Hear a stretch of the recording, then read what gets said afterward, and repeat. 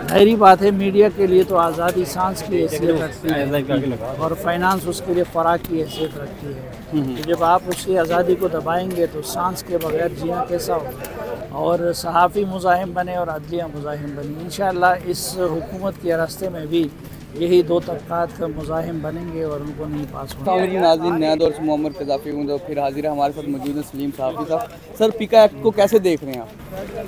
पीका act basically लगता यही है कि ये ज़ुबाबंदी की एक कोशिश है मीडिया की भी और सोशल मीडिया की भी और इलेक्ट्रॉनिक मीडिया की भी और अखबारात की भी। तो इसके क्या नुकसानात क्या होंगे मीडिया पे और आम जो पब्लिक है?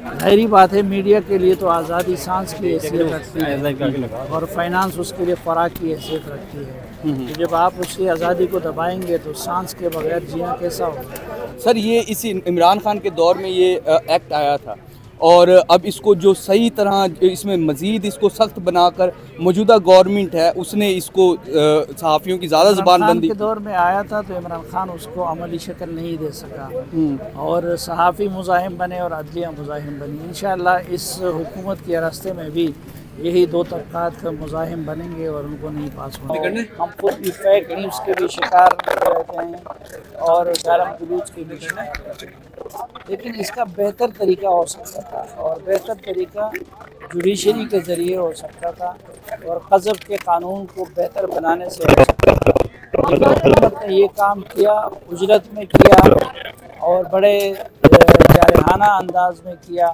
उसमें बड़ी जारहियत के दफात डाले गए हैं और उसके लिए जो कंसर्न लोग थे और उनसे मशवरा भी नहीं थे, इसलिए हम अपनी हद तक तो अभी इसकी मुज़ाहमत करेंगे। सहाफ़ियों को सर इस हवाले से क्या अहम तहफ़्फ़ुज़ात हैं कि मुशावरत नहीं की गई? नहीं, सिर्फ मुशावरत की नहीं गई बल्कि उसकी साख देखें।